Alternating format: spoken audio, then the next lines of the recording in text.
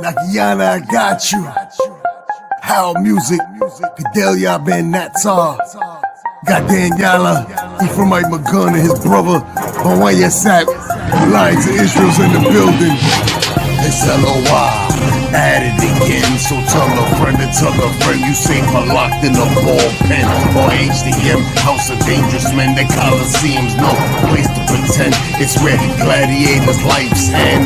You're all welcome to the Lions Den. You're all welcome to the Lions Den. The Coliseum's no place to pretend. It's where gladiators' lives end. You're all welcome to the Lions Den.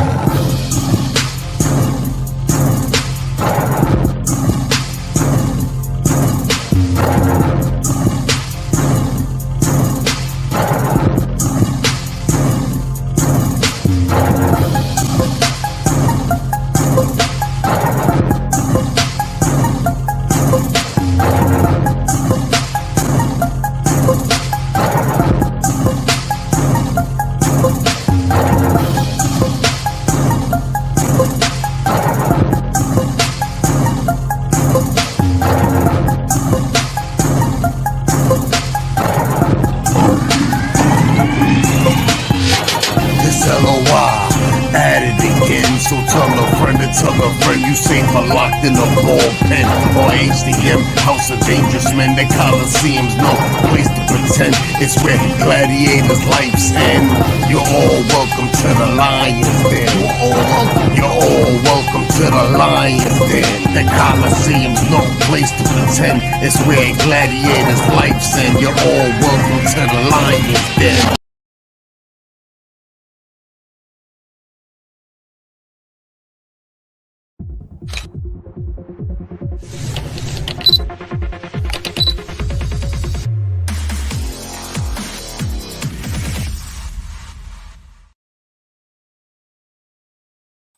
Well, alrighty. Shalom. Welcome to another edition of the Lions of Israel. Just want to say good morning to some, but good afternoon to most. My apologies. I have not done a Sabbath service on this particular channel. Although I'm live on both channels, I haven't done a Sabbath service the last 2 weeks here.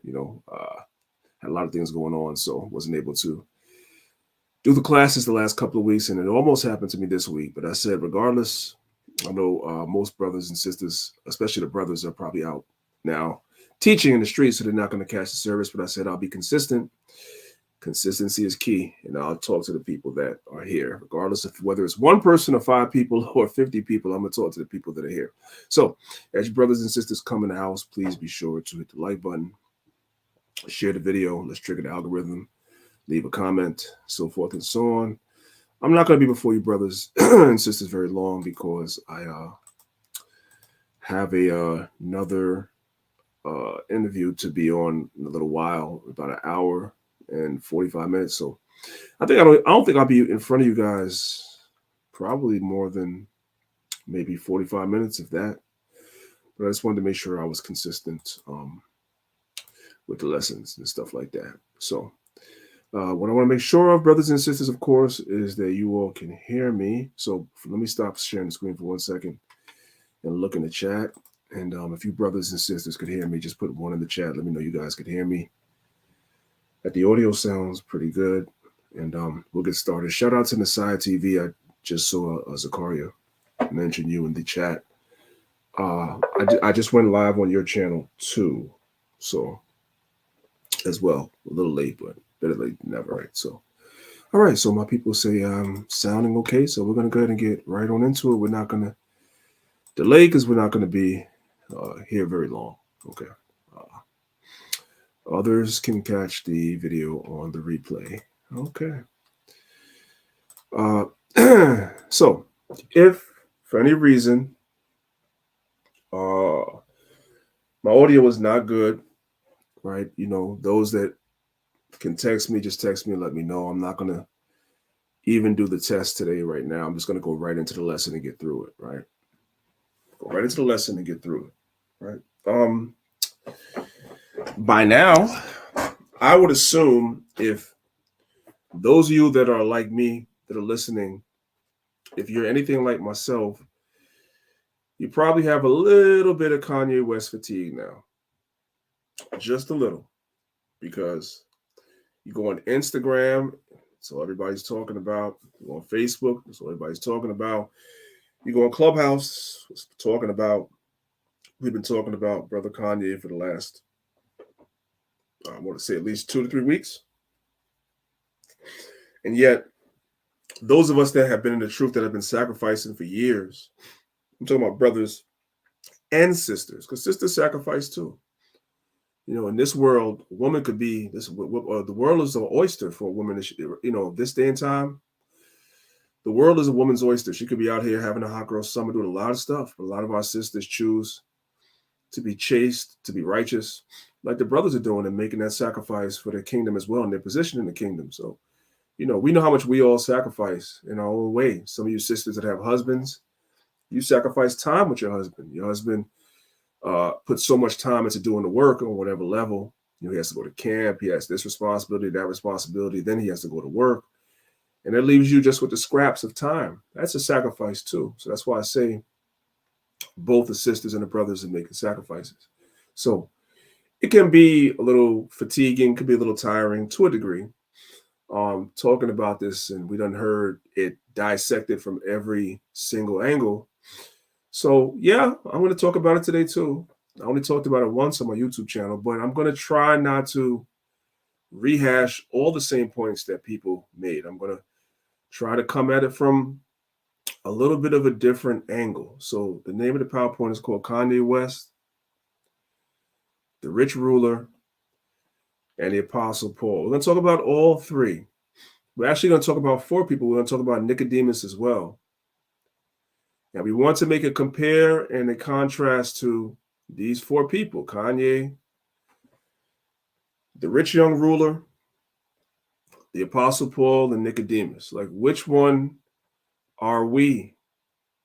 Those of us that have been in this truth, enduring and doing what we're supposed to do, we already know that, you know what I'm saying, we're more akin to someone like the Apostle Paul or Nicodemus, right? But then you have the Kanyes, the rich young ruler, the Nick Cannons, people like that. You know, we're going to talk about all that today without, you know, talking about these things the same way everybody else talked about it, right? So what I want to say to brothers and sisters that's watching is I kind of just put this lesson together kind of just really fast. So the slides are not in any particular order, so forgive me for that ahead of time. I put this class together last minute, so even the title of the video, I had to go in after I went live to change the spelling. I didn't realize I misspelled words. You know, the Christians will love that because they think we're stupid anyway, right? But yeah, I just went in and if you refresh your screen on YouTube, you'll see that I changed the spelling of the word. So yeah, we're Israelites, and I know you guys think we're stupid, but we're not that stupid. Okay. So really quickly, since we're here, you guys are looking at that icon on the right. That's the Apostle Paul. All right. More of that another time. This is an image that was painted in the 1300s in one of the most prestigious cathedrals in the world, which is in Russia, called the Annunciation Cathedral. It's on the UNESCO list. If you don't know about the UNESCO list, well, I'll talk to you about that one day too. But that's like really prized worldwide sites.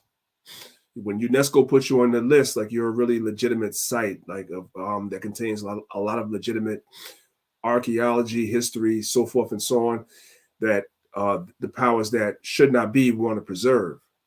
So the Annunciation Cathedral is on the UNESCO list, along with the Cathedral of St. Basil and other places of interest in Russia.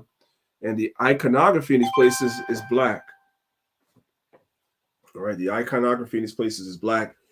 This is the Apostle Paul. You can easily see he has a brown face, beard, feet brown, hands brown. It's a black man, right?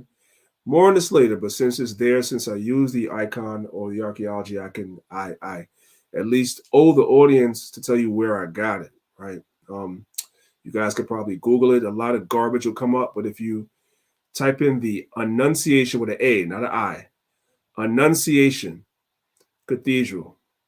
The Annunciation is another name that Christians give to. The Annunciation will be when the angel Gabriel came and told Mary and Joseph about Christ. That's called in history the Annunciation. That's what they call it. That's what the Christians call it. The Bible doesn't call it that, but that's what the Christians call it. So it's called the Annunciation Cathedral in Moscow. You type in the Apostle Paul.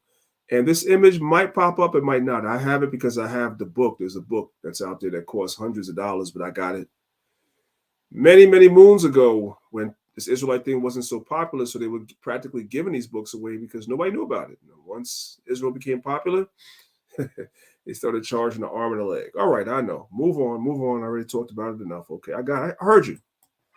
All right. You guys are going to hear this term thrown around a lot, especially by the small hats. The term is called trope, right? What is a trope? Let's learn together. Definition A says a trope is a word or expression used in a figurative sense.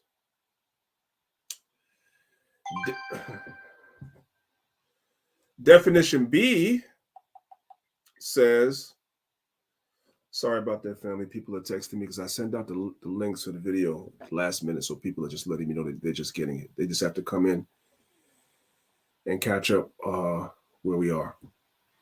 Definition B says a trope is a common or overused theme or device.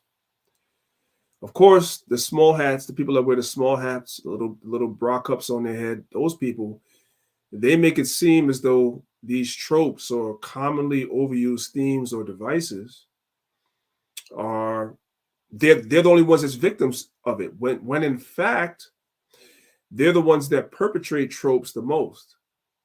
One of the most common places you guys will see tropes, or as we now know, themes that are overused, is rap music and R&B. That's where you find the most tropes at. It's an overused theme of the common black drug dealer, ex-gangbanger, 5 babies' mothers, tattoos everywhere, expensive jewelry, Caesar piece, living in a mansion, throwing dollars in a strip club. That's rap music right there, or drill music, or whatever. That's rap music right there. It doesn't matter whether you listen to rap music from New York, Atlanta, Miami, Los Angeles, or anywhere in between. You know what I'm saying? Houston or Dallas. These are overused tropes. We're the victims of tropes being used on us over and over again. But the small hats play victim and say it's them. But now we know what tropes are. Let's go. Now, what we're going to do is we're going to come out of this article because this just was popping. This just actually came out yesterday, right? Oh, no, day before yesterday. And what we're going to do is we're going to come over here. And we're going to put this article here. Many of you have seen it, but there might be a few folks that did not see the article. So we're going to go ahead and we're going to read the article together. So this is the ADL's website. And as you guys will probably see in any moment, they are begging for money.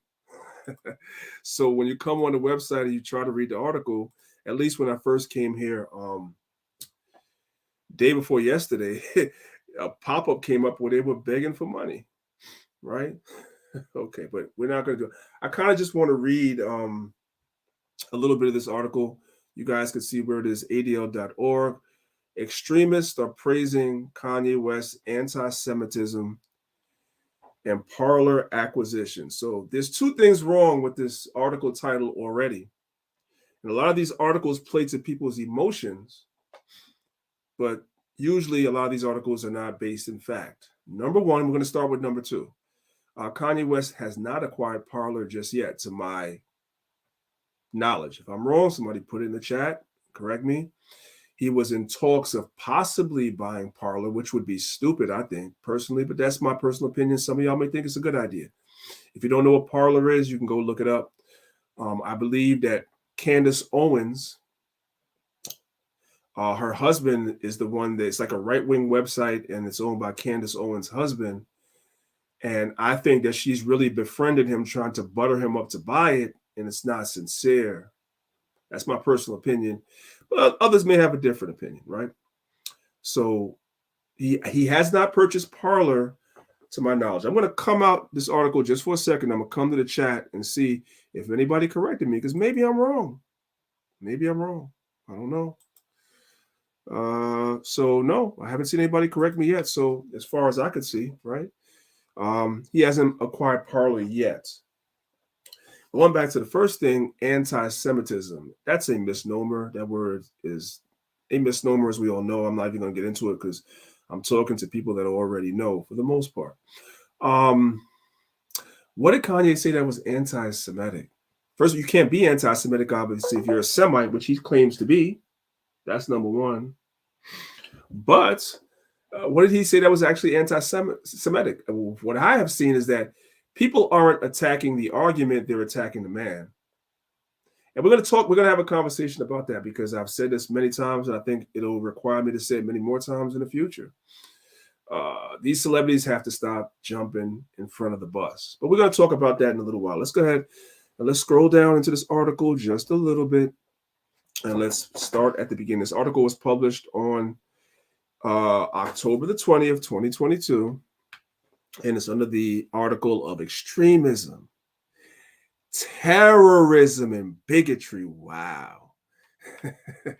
Yeah, extremism, anti-Semitism in New York, in the U.S. Let's go ahead and read. Ye, formerly known as Kanye West, has publicly espoused numerous anti-Semitic and racist tropes. So there it is. They're claiming to be victims of tropes. Meanwhile, the people that control most of these record labels that's peddling this poison into our community, and we all know what that poison is. Well, we all know that they wear small hats on the Sabbath, right? And go to synagogue, right? That's what we know. But yet they're playing victim. Of course. Isn't that amazing? Extremists across the ideological spectrum have embraced his recent comments. Paragraph number 2. The Nation of Islam and extremist Black Hebrew Israelite sects have defended Ye's statements about Black people and Jewish identity. Let's look at this right here. Have defended. Let's come back up a little bit. Let's highlight that. Let's talk about it. Black people and Jewish identity, right? See, listen to me. Listen to what I'm telling you, and look at what I'm showing you. What's the first thing they mention in the article? This article, according to the first paragraph, is supposed to be about anti-Semitism and racist tropes. But then when we get to the second paragraph and we begin to read it, we notice at the very first thing they start crying about, and they are crying, is the fact that we have acknowledged that we are the real Jew. Guess what, family? That's the real problem. Everything that follows this is a smokescreen. It's being used to play to people's emotions because these are buzzwords. Anti-Semitism, that's a buzzword, right? Racism, that's a buzzword. Very vague. Conspiracy theory, that's vague. It's a buzzword. Catches people's attention. But it's not about none of that. It's about the fact that the Nation of Islam and the Israelites have defended Kanye's statement saying, we're the real Jews. That's the problem, brothers. That's always been a problem. Okay? So we have to look at the way they put this article together. We see right through you. Let's come down. I don't want to spend too long on anything, so we're going to come right down. Extremist Black Israelite sects. Oh my God, these people are something else. All right.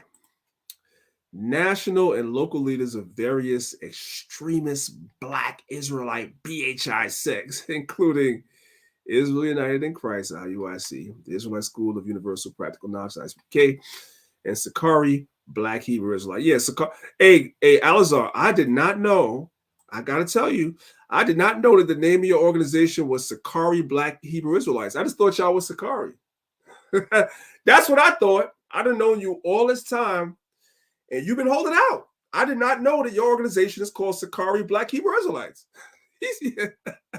Anyway, and the Sakari Black Hebrew Israelites reacted to Ye's comments by reiterating his claims that Black people are Jews and therefore cannot be anti-Semitic. Do you guys see that? You guys see that? So we never promoted no quote unquote, even though it's a fake term, we never promoted no quote unquote anti-Semitic speech. We never have promoted any hate speech. We have never promoted any violence against anybody. We didn't do any of that. What's the problem with us? We have reiterated the claim that we've already been saying forever and a day, that the real Jews are Black. And therefore, we cannot be anti-Semitic if we claim to be Semitic or Shemitic. We can't. They have a problem with that. They have a problem with that. So again, just like we saw at the beginning of the article, we're seeing right here as well. This is their real problem with us. They don't have anything real or tangible to say that any reputable Israelite leader or teacher got online that said that promoted violence or hatred towards anybody. You don't have that. Listen, devils, we're smarter than that. We're not going to come online and say something like that. We don't even teach like that in the streets. All we do is let the Bible teach. The Bible, real quick. Now we gotta come out here. Now we gotta go to the Bible for a second, real quick. Let's come over here and let's get the Bible scripture really quickly. This is off the cuff, off topic, but that's okay. Let's go to the book of 2 Thessalonians chapter 2. I went over this on Clubhouse the other day, but let's go ahead and let's go over this again, right? Because this is important, right? Let's see. We're gonna go right to the point because this is not the subject. 2 Thessalonians chapter 2. We're gonna read verse 7 and 8. Verse 7. For the mystery of iniquity doth already work. That's Esau, Edom. At this time it was Rome, but today that's the Edomites. Your whole entire beast system run by Esau. That's the mystery of iniquity. It was working even during the time of the Apostle Paul. Only he who now letteth will let until he be taken out the way, right? Because the Most High allowed Esau to rule, to punish us, to take vengeance against us, pursuant to the book of Luke, chapter 20, 21, verse 20 on down. The Most High said, when Rome came against us, when Jerusalem was compassed about with armies, those were the days of vengeance for us breaking God's law. So the Most High allowed them to rule and to go into perdition for a time, right? Verse 8. Let's read the end of verse 7 again. Only he who now letteth will let, that's the Most High, until he be taken out the way. But how is he going to be taken out the way? Because they call us extremists. That would imply that we're going to do something extreme. No, because we read the Bible. Yes, Esau is going to be taken out of the way, but how? Let's keep reading. Verse 8. And then shall that wicked be revealed. The first way that Esau is going to be revealed is the Most High is going to take his behind out the way. How? Excuse me, Salaki. The Most High is going to reveal him, whom the Lord shall consume with the spirit of his mouth. You know what the Most High, you know how the Most High is consuming Esau with the spirit of his mouth? By the truth coming out. This is how.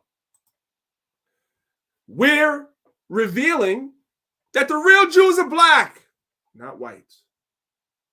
That the white man is an Edomite.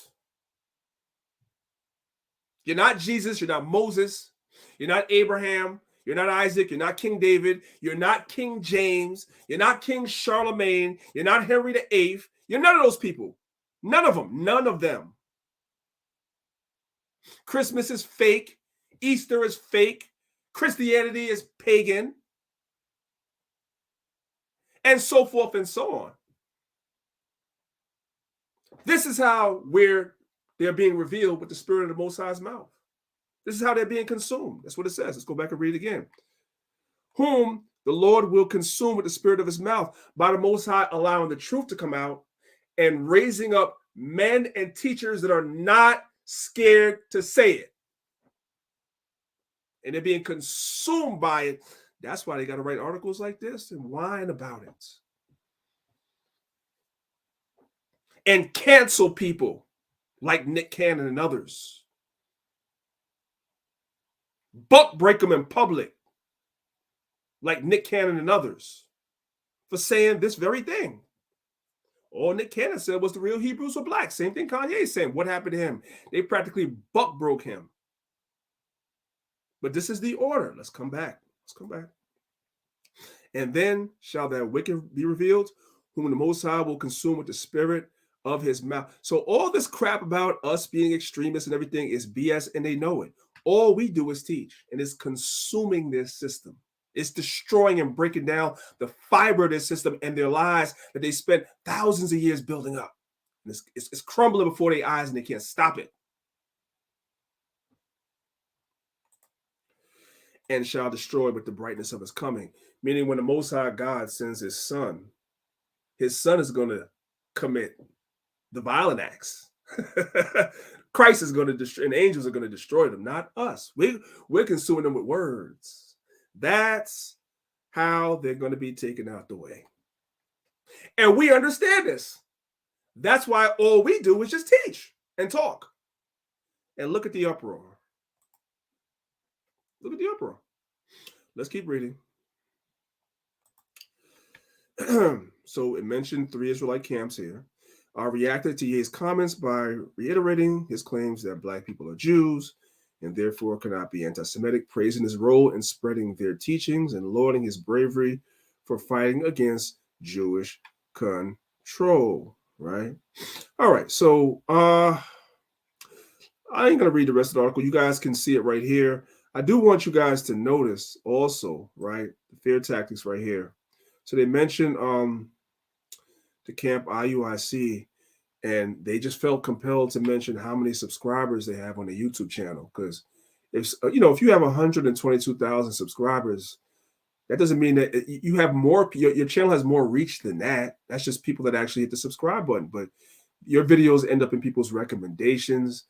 Videos get sent to people's family members, friends, so forth and so on. It's more people than that watching these channels, and that's what's scaring them, because they have not offered us their mainstream media, not since the 90s when this movement was very, very localized, very marginalized. We used to be able to get on shows: Montel Williams, Sally Jesse Raphael, Jenny Jones, Richard Bay, Morton Downey Jr. We did Howard Stern. All those shows were done by us in the 90s. I say us because I was in the school then. I wasn't on any of the shows, but I was in the school then.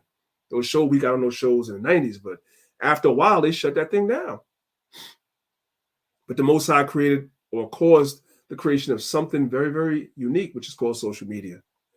And now they can't stop this thing.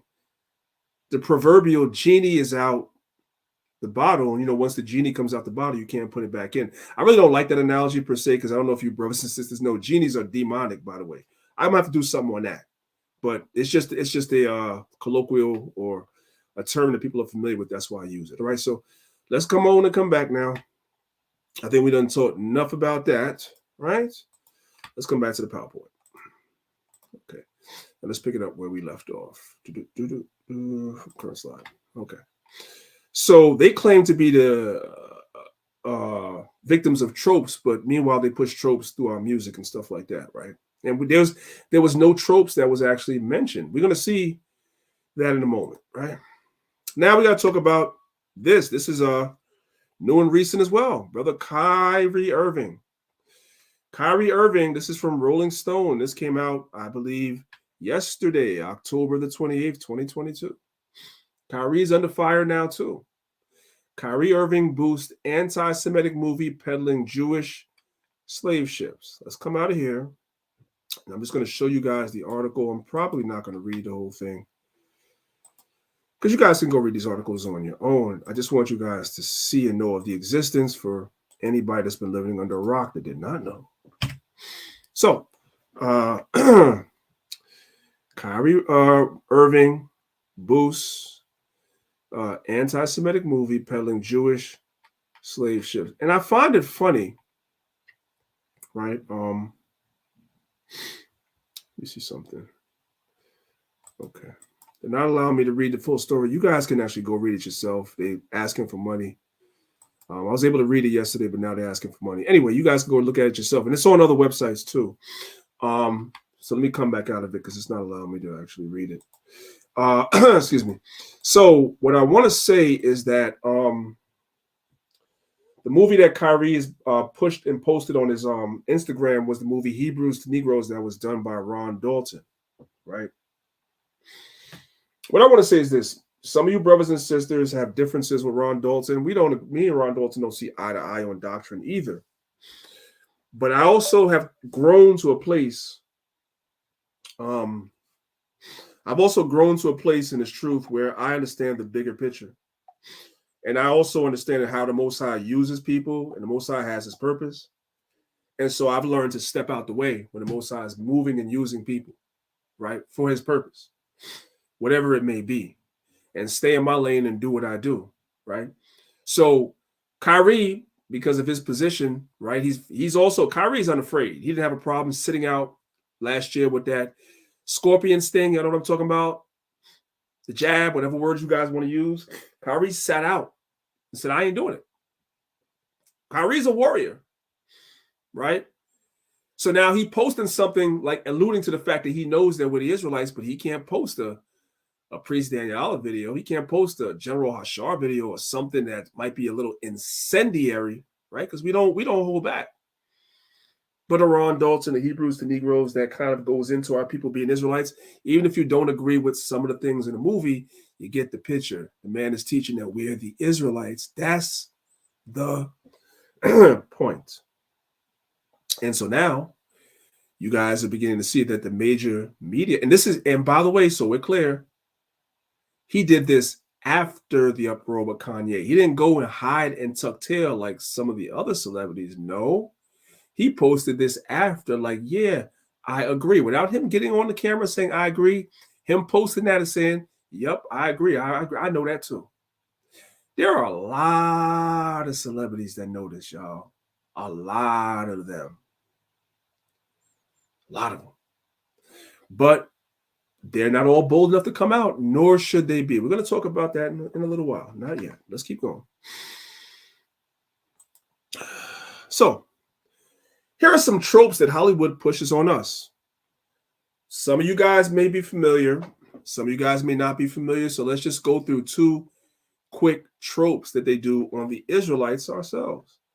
How many of you guys are familiar with the movie? There's a movie that came out in 2016. I want to say it was 2016. It might have been 2010, but I believe it was 2016 the movie came out. And the movie is called 999.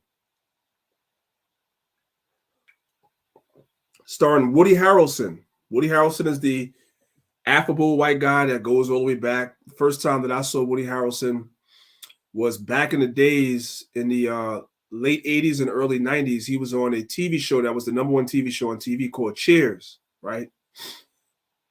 Those that are of a certain age, you guys know what I'm talking about. He was one of the bartenders. He was like, the slow guy, the butt of everybody's joke because he was slow, whatever like that. Well, in 2016, and it might be wrong. Somebody can Google it and put the correct date of the movie, year the movie was made. If I'm saying it wrong in the chat, so everybody's on the same page. I should have wrote it when I put this together, but I put it quick. But I believe it was 2016. So in this movie, out of nowhere and out of place, guess who they put in the movie? The Israelites. This is a trope. I want you to look at the way they portray us in this movie called 999. Let me just make sure the volume's all the way up. Let's go. Listen.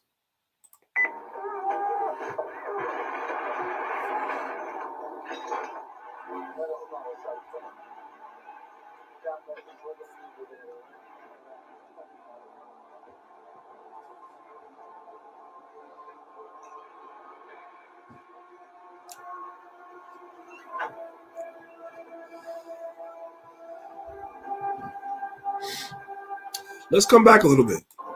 What I want you guys to notice, the small hats here, right? See, what you don't read Hebrew, that's kosher, right? That's the ka, that's the shah, that's the ra. It's kosher, right? So-called Jews, small hats. So you wouldn't even expect to see us nowhere in this. What are we in here for? Let's keep going.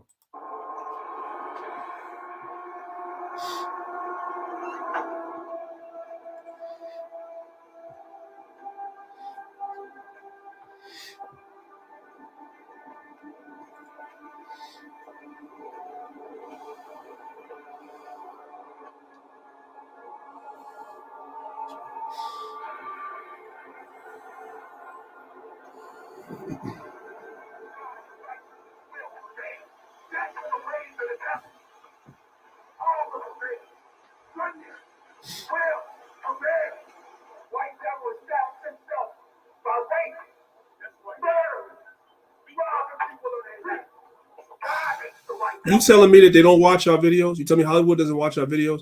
This guy was one of the biggest actors in Hollywood from the 90s, from him being on the show Cheers. He did a lot of big budget movies throughout the early 2000s and stuff like that, right? And they got him in this movie showing us. And also listen to the talking points. You telling me that they don't watch what we're doing? They don't know what's going on? Come on, man. Listen.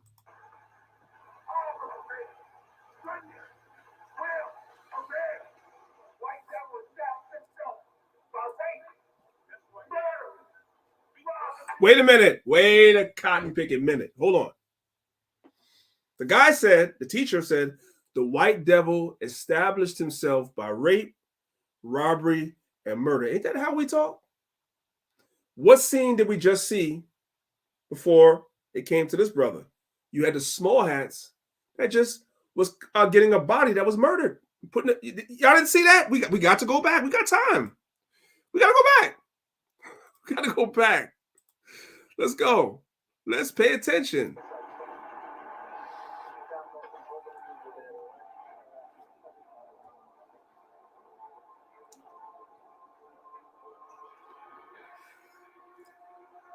Dead body in the trunk. Murder. Small hat.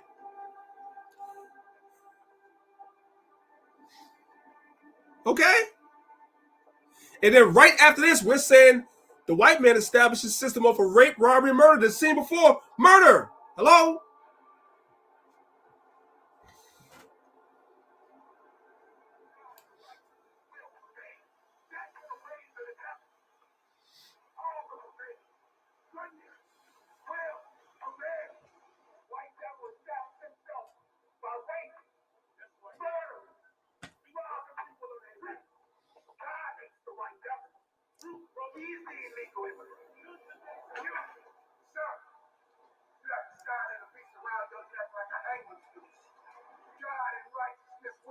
And what does he do? Did y'all see that? Hold on. No. I'm sorry. That was my mistake. Look what he does with his tie. Pay attention.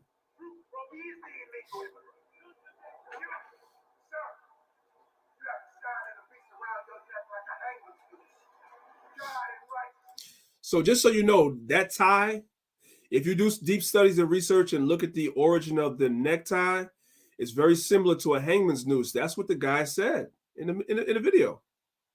And it even goes back further. It has very phallic origins as well, like the necktie, and the different ways that you tie a tie. That has phallic origins. I'm just letting you know that, right? But the point is that the guy in the movie is dropping truths, right? But they just put us in there like we just put a little quarter or a dime inside the bucket, like we have the bucket out there, like we're begging for money, and makes mockery of us. This is what they think of us and put us in their movies.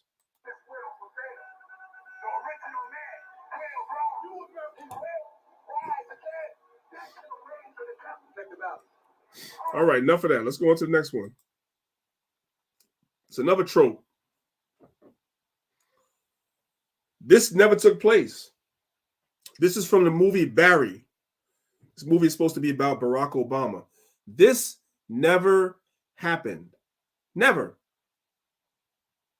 But the people that watched the movie, the people that wrote the movie, directed the movie, whomever, they've come across Israelites before, so they studied us.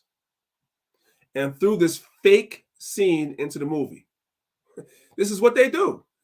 These are tropes. This is how they bend the public's opinion about the Israelites. We're a bunch of angry guys dressed in black on a corner, mad at the world for no reason.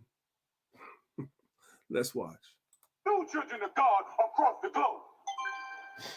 Hey, I ain't. No devil. This is not the words of.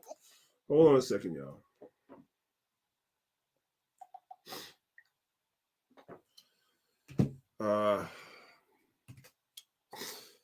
Give me 1 second.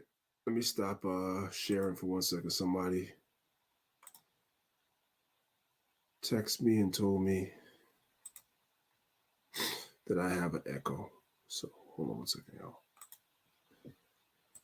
All right. Let me see if I could do something else. Share screen. Let's do this.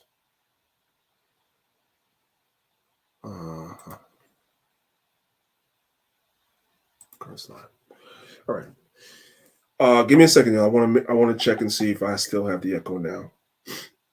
I just tried sharing the screen a different way, so hopefully that helped. Let's see.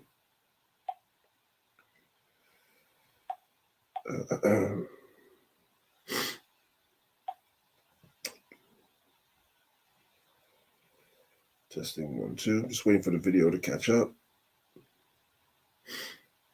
Checking on my phone.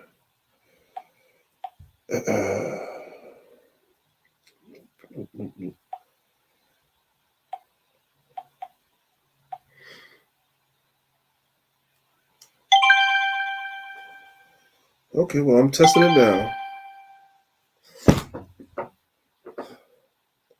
I'm testing it now.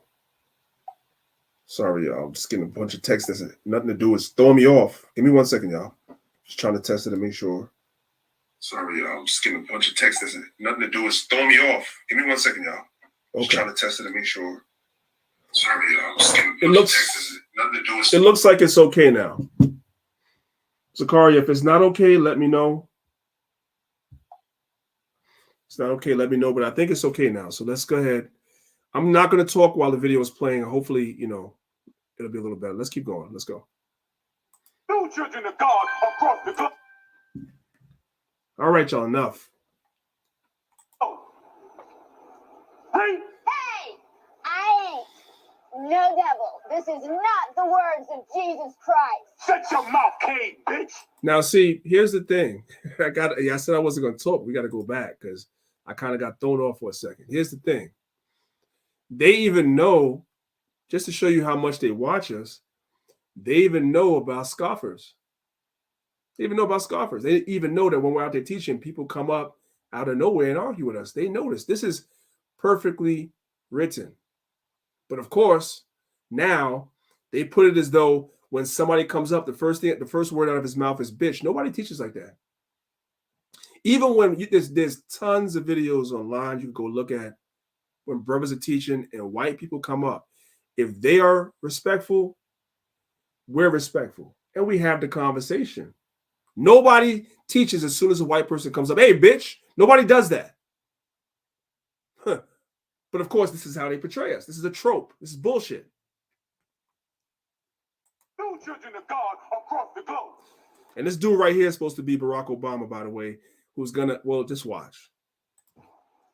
Hey, I ain't no devil. This is not the words of Jesus Christ. shut your mouth, Cade, bitch. Yes, you are a Cade, bitch. That's supposed to be Barack Obama, the light-skinned guy. Do you know what Jesus Christ called the white woman in the Bible? The female dog. Where'd they get that from? They're watching. No children of God, shut your mouth, Cade, bitch. Yes, you are a Cade, bitch. Do you know what Jesus Christ called the white woman in the Bible? The female dog. And what is a female dog? Don't be afraid to say it, bro. That's right. A bitch. That's what Jesus Christ called you in the Bible. How come you're using the King James Bible? What? Why that edition? I thought King James was a white devil. And you'd be wrong if you thought that. Just as dumb as you want to be, even though this never happened.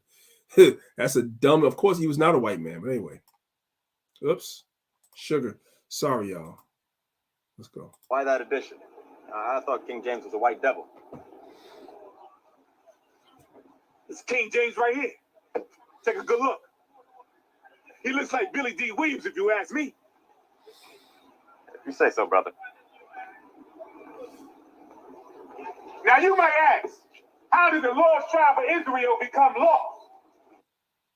So that's how they portray us in Hollywood. You guys get the message. You guys get the idea. Let's move on. All right. So here's the question. Is this a trope? Because in the interview with Kanye West and others, there's others that have said this too. It's not the first time. They say that the people that have the small hats, that wear the small hats, they control the media. We're told that that's a trope. It's an overused stereotype. It's not true.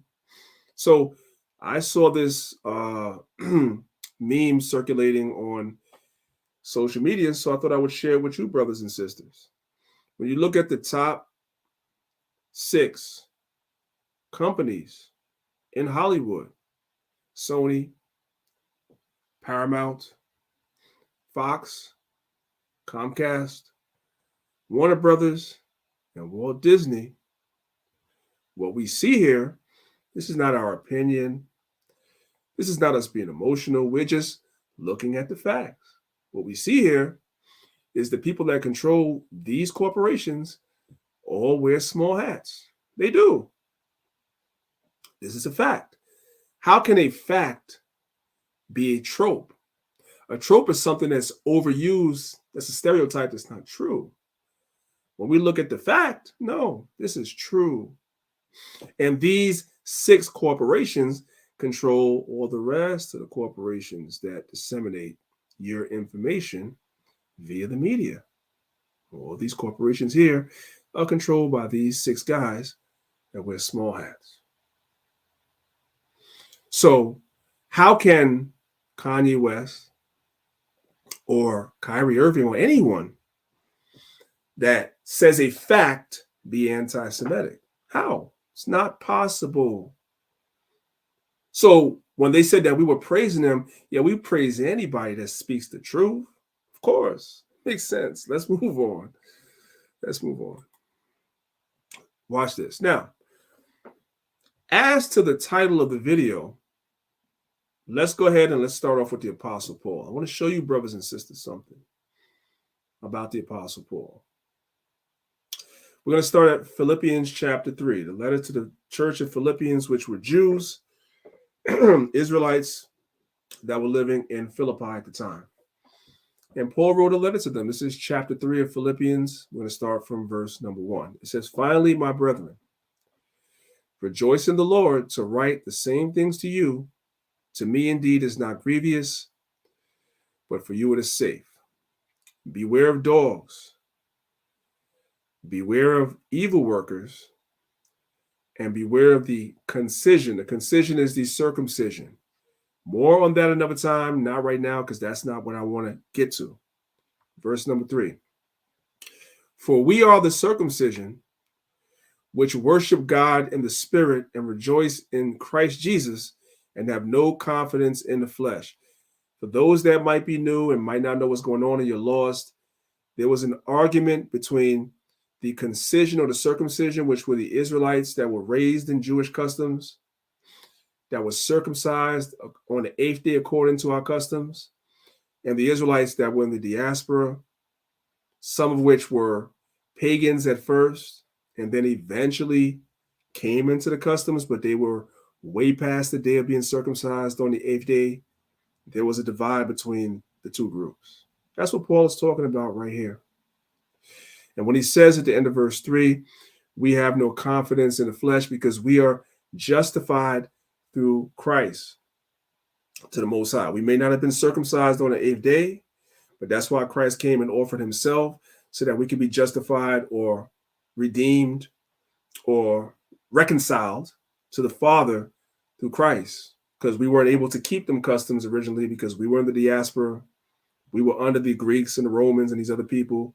We were pagans for a period of time, and then we heard the gospel, and now we're able to return as a people. Well, the Israelites that were still keeping the customs made that a stumbling block or an issue. And so Paul's telling the church at Philippi, don't worry about that. We received the justification, the reconciliation through Christ. We'll deal with this more later. Let's keep going, though.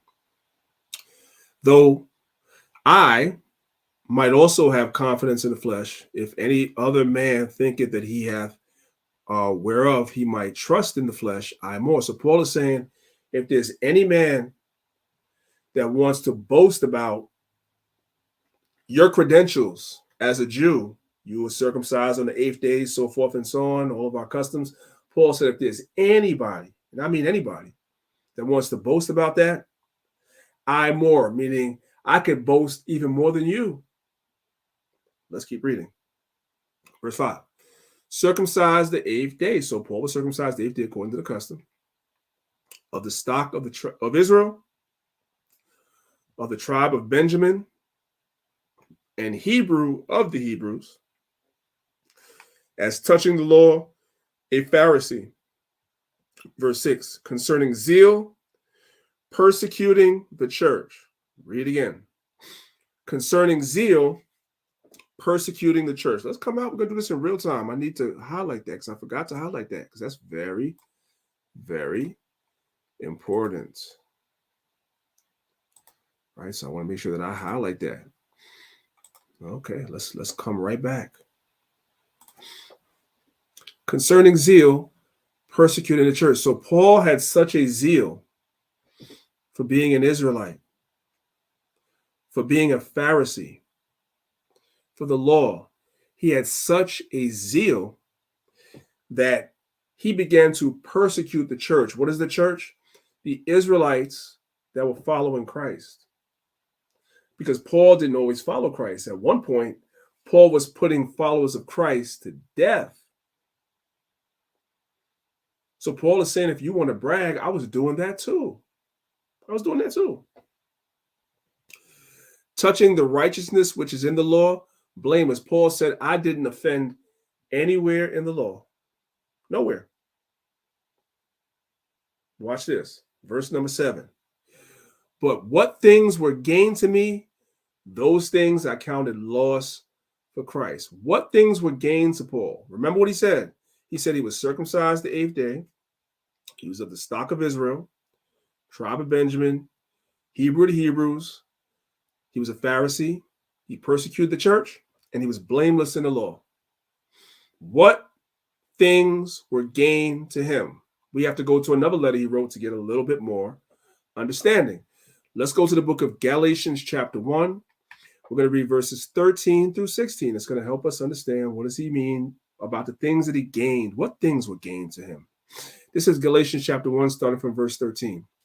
And ye have heard of my conversion in times past in the Jews' religion. The Jews' religion is the traditions that the Pharisees set in place in addition to the Mosaic law. How that beyond measure I persecuted the church. We got to highlight that part too, because that's the same thing that we just saw in the book of Philippians. Isn't that the same thing we just saw? Same thing we just saw. All right, let's come back to the slide. Paul tells the church of Galatia he persecuted the church the same way he told the church of Philippi that he persecuted the church. He was letting you know this is what I did. He's acknowledging what he did. Here's the point. Galatians chapter 1, verse 14. And profited in the Jews' religion above many my equal in mine own nation, being more exceedingly zealous of the traditions of my father. So Paul is saying the rest of the Pharisees and the rest of the people that were enforcing the law, they were zealous, but I was more zealous to enforce these traditions. So much so that I got more profit than everybody else. Does everybody see that? So Paul received a lot more benefits than anybody else. He was a man of means, of wealth, of fame, and all that.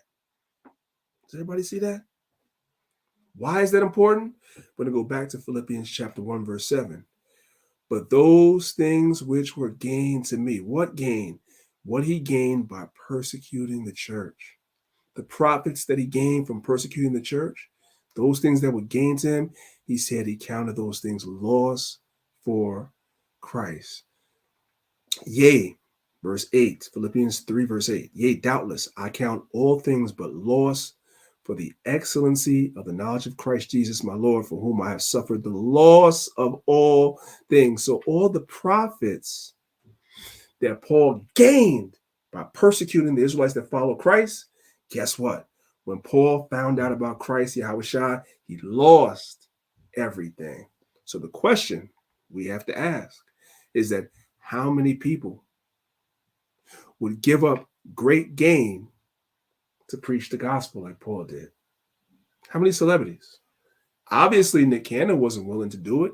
He practically bent over and touched his ankles. He wasn't willing to do it. Kanye is fighting a little bit. He's fighting a little bit. But for how long? For how long? That's the question. But you see who Paul is? That's who Paul was. So you have to ask yourself, and that's the crux of why I named the video what I named it. You're going to be Paul. You're going to be the rich young ruler. You're going to be Kanye. Who are you going to be? Who are you in its truth? This, more so for anybody that has anything that you could lose in this world. You don't have to be a celebrity to have something you could lose. But they have the most to lose a lot of times because the camera's following them around. You have some people in this world that have things, but the camera's not following you around like that. So you lose it, nobody knows. But for somebody that's a celebrity, the camera's following you around. You willing to lose everything? It's like a public lynching, man. We're going to see. Let's keep going. I don't want to belabor any point particularly. Here's another example. This is the rich young man. This is the wrong example. Watch this. All things but loss. For the excellency of the knowledge of Christ, my Lord, for whom I have suffered the loss of all things. So Paul was glorified in the fact that he lost everything to learn the truth. Here's another example. The rich young man.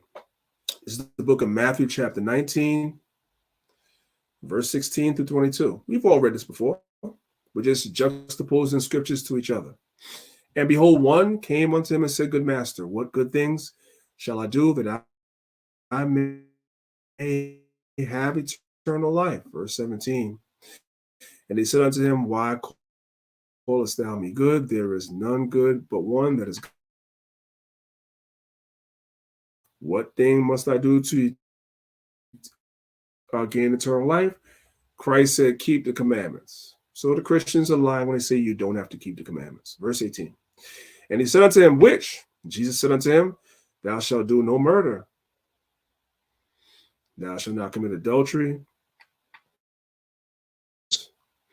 Honor thy father, and thou shalt love thy neighbor as thyself. Verse 20. The young man said unto him, All these things have I kept from my youth up. What lack yet I? This is important, verse 20. You know why?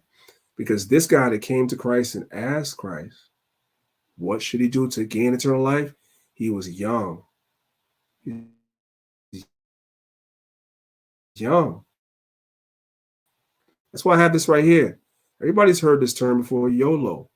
You only live once.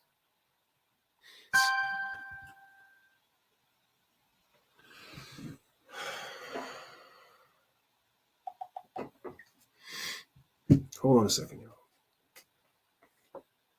Give me 1 second, y'all. Stop sharing for a minute. 1 second. Guys, how was the audio? Was the audio okay? If the audio was okay, put 1 in the chat. Let me know. Just got a text saying that the audio was not good. If it was good, put 1 in the chat. Let me know it was good. Sorry, really quickly. I don't have much more to go, honestly, because I wasn't going to be live for too long.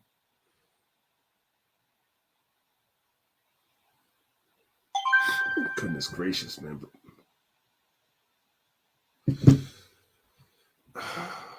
So the audio was good. All right, guys. I'm trying to get through this. All the text is like kind of those. Just too many. All right. All right. So the audio was okay. Let's try to get through. Let's try to get through this. Hold on a second. Let me find my place. 1 second, y'all. I do apologize.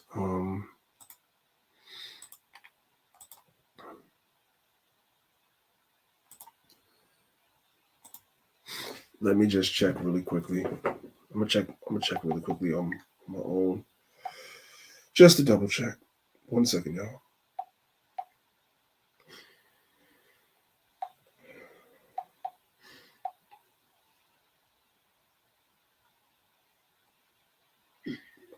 1 2 1 2.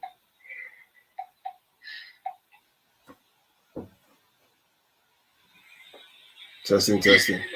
1 2 1 2. Okay, so that's not bad. We can work on this. So, as I mentioned in verse 20, it says, "The young man saith unto him, All these things have I kept from my youth up. What lack I yet?" There's an acronym that says YOLO. You only live once. Use to acknowledge engaging in reckless behavior or throwing caution to the wind. This was a young guy. You know, most young folks, they will throw caution to the wind. They don't worry about consequences of their actions. You know, as you get older, you get a little more concerned about consequences of your actions. So this was a young man. Verse 21. Jesus saith unto him, If thou wilt be perfect, go and sell that thou hast and give to the poor, and thou shalt have treasure in heaven, and come and follow me. But when the young man heard that saying, he went away sorrowful, for he had great possession. This is a rich young guy. Compare and contrast his mentality to Paul's mentality. Paul was probably a little bit older, if I were a betting man. The Bible doesn't tell us how young this young man was, but he was a young man with great possessions. So he went away sorrowfully. He was like, nah, I can't do it. I can't give up all of this. Paul said he count all things but loss for the excellency of Christ. So the question is, which one are we going to be? That's the point. That's the crux of our lesson. Let's go to the book of John, chapter 3. We're going to read verses 1 and 2. There was a man of the Pharisees named Nicodemus, a ruler of the Jews. And now we know Nicodemus' position. He was a ruler of the Jews. He was a Pharisee. We know the Pharisees, the leaders, the rulers of the Pharisees, they got their position from Rome, just like Herod got his position from Rome. So the Pharisees got their position from Rome. Let's go to verse number 2. The same came to Jesus by night. Why did Nicodemus go to Christ by night? Nicodemus went to Christ by night because he was a believer, but he had a position. If he would have been seen with Christ in the daytime, being a Pharisee and having a position from Rome, that would have been a problem. So rather than risk his position and who he was, he believed in Christ and he went to learn from Christ by night, in the dark, when nobody could see, covertly. Why is that important?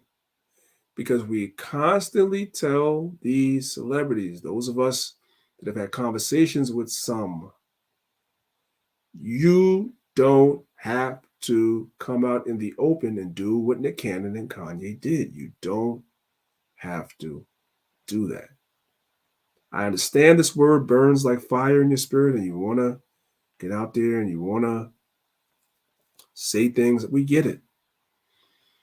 But you have a lot to lose and you're in a position. And the position that you are in this world may be a position that later on down the road, we can take advantage of that position. So I have advised people personally, a few people, don't do it. And of course, you guys already know the rest. They did not listen. Now, in the case of Nicodemus, he understood this principle. He was a follower of Christ, but he followed Christ and went to speak with Christ at nighttime. Let's jump over to the book of John, chapter 19, verses 38 through 42. It says, and after this, Joseph of Arimathea, being a disciple of Jesus, but secretly for the fear of the Jews. That's twice. So Nicodemus was a follower of Christ by night. He didn't want nobody to see. Joseph of Arimathea, guess what? He was another secret disciple of Christ. I mean, he followed Christ, but nobody knew. Why? Because he was rich. Got it? He was rich. But he had enough common sense not to let everybody know. See, the disciples and Christ and the apostles, their job was to be the open public mouthpiece for the word. That was not Joseph of Arimathea's place. And he understood that. As much as the word burns and you want to speak it and you want to do what you want to do and you want to get it out there, we get it. But he understood the mission. No, I need to keep my riches and I need to keep my influence. Let's keep reading. John 19, verse 38. And after this, Joseph of Arimathea, being a disciple of Christ, but secretly for fear of the Jews, besought Pilate that he might take away the body of Jesus. And Pilate gave him leave, and he came therefore and took the body of Christ. What are we seeing here? Because Joseph of Arimathea had resources, because Joseph of Arimathea was a follower of Christ, but he kept it to himself, he also kept his position and his influence where he had and was able to get an audience with Pilate. And it is Pilate only that could give the yea or nay to recover the body of Christ. So he needed to be where he was. So he couldn't be in the public proclaiming that, because the Jews, the Pharisees, the leaders, if they knew that, they gave him hell. So he understood, no, I'm going to keep that to myself. This is what we try to tell these celebrities. That's what we try to tell them. Verse 39. And there also came Nicodemus, which at first came to Christ by night. So you got two guys that secretly follow Christ, but just didn't throw it out there like that. And brought a mixture of myrrh and aloes and about 100 pounds weight. All right. So I just we ain't got to read the whole thing. I just kind of want to give you guys an idea of what you guys will hear me say this. I know you guys have heard me say this on YouTube before. You guys have heard me say it recently on Clubhouse. Like any of you brothers and sisters that have access to people of means in the society, whether they just have money, influence, politicians, athletes, actors, anybody that you might know that's kind of awakening, you got to present these things to them. We're not saying don't come out in the public. We're not saying that. But you got to be prepared for what's going to happen if you do. See, Paul was prepared for it. He's built up for it. He said, I counted all but a loss for the excellency of the knowledge of Christ. The rich young man was like, nope, I can't do it. Nicodemus and Joseph of Arimathea, they followed Christ, but they kept it quiet. You got to figure out which one is best for you. That's the point. Figure out which one is best for you. But there's always people out here already that the Most High puts in place to teach and be the mouthpieces publicly of the word anyway, because we don't have nothing to lose anyway. That's the point. Let's move on. What is the eye of a needle? This is Luke chapter 18, verse 25. It says, for it is easier for a camel to go through the eye of a needle than for a rich man to enter into the kingdom of heaven. So, little Becky is like, camels can't fit in needles. I remember as a kid, I didn't understand this thing either. What the hell does that mean? An eye of a needle, like camels can't fit through a needle? What is that talking about, right? Yahushua, Christ, was comparing a rich man to a stubborn camel. So you guys see on the left, you see the camel. You see the eye of a needle. If you're unlearned, you think that this is what it's talking about. It's not. When you go to the right, this is what's called the eye of the needle. Let's read this real quick. This is from the photo above. The photo above of a similar gate in Nazareth illustrates the eye of the needle gate quite well. So the eye of a needle is a gate. You can see that a camel could not pass through the gate unless first it had all of the baggage removed. So in order to get through that gate right there, you had to take the baggage from off the camel, right? And then the camel would have to stoop down to get through the gate. So you think that if you just told the camel to stoop down, the camel's going to stoop down because you said? No, camels are stubborn. They don't listen, right? That's what Christ meant when he said it's easier for a camel to go through the eye of a needle than for a rich man to enter into the kingdom of heaven, because it's easier to get a camel to bend down and stoop down and go through that door, which was difficult as hell, than to get a rich man to listen to somebody, especially if you're not on their level.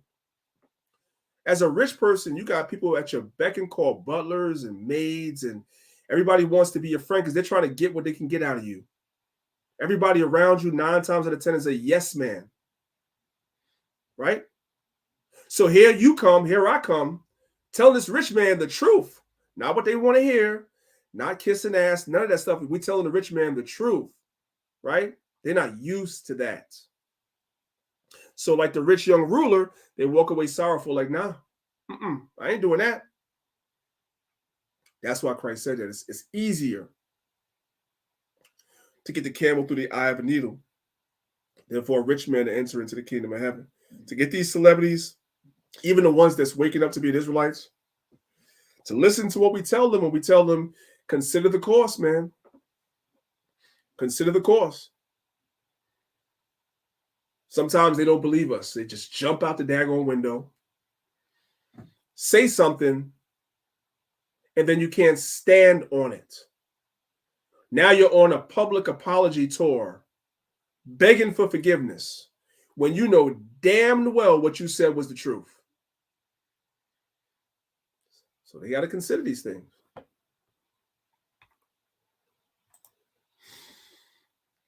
This is the book of Luke, chapter 6, verse 22. It said, blessed are ye when men shall hate you and when they shall separate you from their company. Look at all the companies that separate themselves from Kanye. Kanye, they say he's no longer a billionaire. That's up for question, whatever. Who knows? His label, Good Music, was no longer part of Def Jam. He was parted from their company. That's your company, meaning in their literal presence, or you can use it as a company, right? He got dropped by his lawyer. He got dropped by Balenciaga, which are ugly, by the way. Tell me why Negroes wear Balenciaga, please. Somebody help me. Those things are ugly. You ever saw Balenciaga sneakers? Those things are horrible. Got cut from Vogue, dropped from his Hollywood talent agency, the CAA, cut off from Adidas, got banned from social media, although Elon Musk let him back on Twitter yesterday, and cut from JP Morgan, which, by the way, was involved in a slave trade. But the Bible says, blessed are you. Because I'm looking at all the videos of YouTube influencers online that's talking about Kanye should have never did it. He should have known what he was going up against. And he should have all this BS. Like as though it's over for him. But the Bible says, blessed are ye when men shall hate you, and when they shall separate you from their company, and shall reproach you and cast out your name as evil for the Son of Man's sake. So you're not doing this for nothing. It's for the Son of Man's sake. That's why Paul said he counted none but loss for the excellency of the knowledge of Christ. You're doing it for Christ's sake, because through Christ, you're going to get 100-fold any damn way. Verse 23. Rejoice in that day and leap for joy, for behold, your reward is great in the kingdom of heaven. For in the like manner did their fathers also unto the prophets. It's a blessing, believe it or not, for all this to happen, because he was a slave to a lot of these companies anyway. So that it's a blessing in disguise. He's still going to walk away from this with over 100 million, if not more, dollars. He can do things with that. Some of us will never even see $100 million in our lifetime. But the question is, can he receive it, that what he's going through is a blessing? Can he receive that? Can any celebrity receive that? That's the question. That's why Christ said it's easier for a camel to fit through the eye of a needle, because most of them can't accept that. They can't. Conclusion. This is the book of Romans chapter 8, verses 16 and 17. It says, the Spirit itself beareth witness with our spirit that we are the children of God. What is the Spirit of God? St. John 6:63.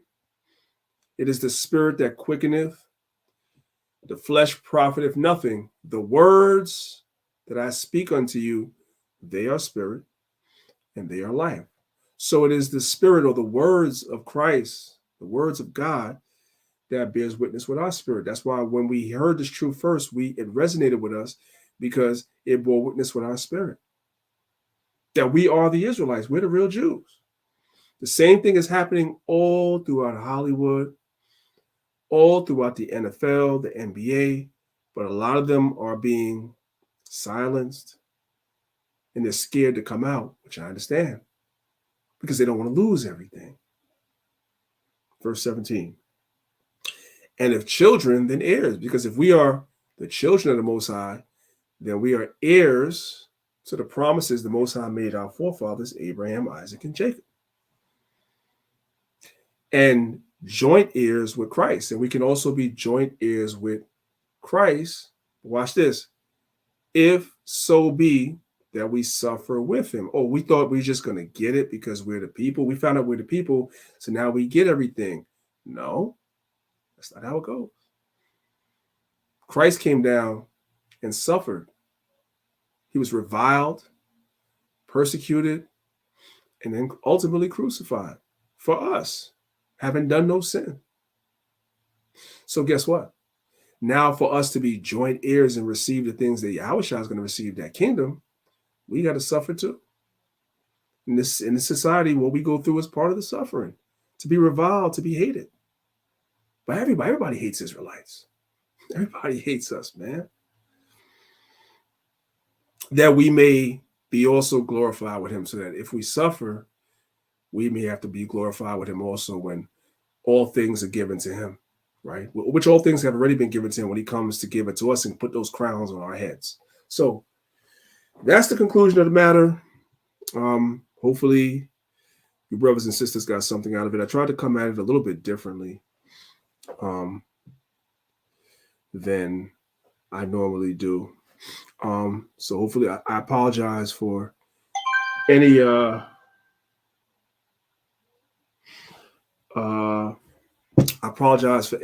technical difficulties. I don't know why that was happening, but as usual, we work through it. I appreciate you, brothers and sisters. Just make sure you brothers and sisters, if you haven't liked the video already, make sure you brothers and sisters like the video, share the video. I know I got a little late start, but I'm definitely got to you, brothers and sisters, today. I feel good about that. Any questions? That's the phone number scrolling across. Make sure you call us, visit our website, email us, any questions or concerns. And of course, I appreciate every brother and sister that has donated to the camp. We really do appreciate everything that you brothers and sisters have done for us. It definitely helps us get the word out, get the work done.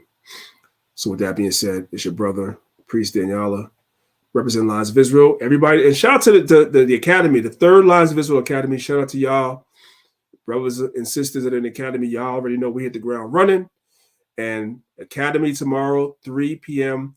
Eastern Standard Time. Week number 3. You brothers and sisters are doing a great job. Let's keep it going. Until next time, it's Brother Priest Danyaahla, representing Lines of Israel, Maccabeestv. If you've been watching my video, you have not hit the like button, you need to repent and believe the gospel. And I say, shalom.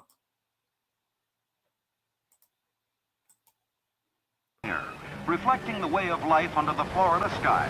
Even the lobbies funnel in the great outdoors.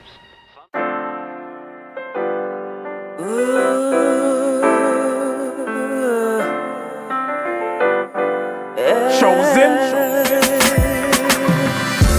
I was set apart for God's use. Chosen.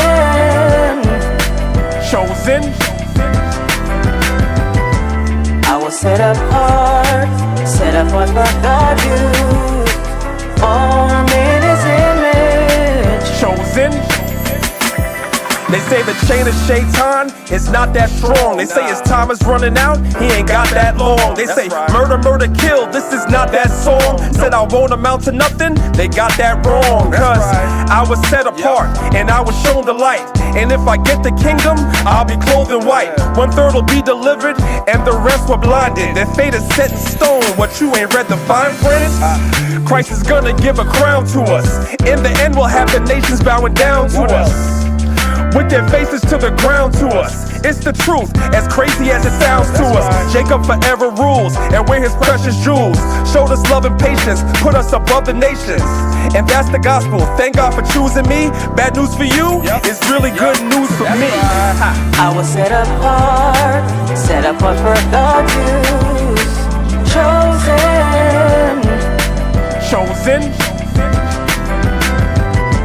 I was set apart for God's use. Formed in his image. We're not the same as the other nations.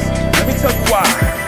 We We have a different kind of shine, a different kind of mind. The rhythm's not the same, we're on a different type of time. With a different kind of pace, a different kind of race. The season's not the same, we have a different kind of taste. A different kind of salt, we are so not them. Got my sword and my shield, man, I'm so locked in. And when I came to serve you, how I put my whole heart in. So I can't sit calm, I'm no Martin. Ha. And that's a reach, y'all, chosen to teach y'all. Every Sabbath you can find us in the streets, y'all. Danyaahla, my nickname is Priest, y'all. In the gym, they say that I'm a beast, y'all. Set apart, the nations all hating me. Set a trap, they lying in wait for me. Chris Paul, they don't wanna play with me. But if you love me, I'm asking that you pray with me. Cause I was set apart for the Jews. chosen. I was set apart for the Jews. Formed in His image. Chosen. And thou art an holy people unto the Lord thy God. The Lord thy God have chosen thee to be a special people, chosen above all people that's on the face of the earth. That's Deuteronomy 7 and 6. That's you, black and Latin man. Chosen. That's you, black and Latin woman. Yeah. And we were chosen. Chosen.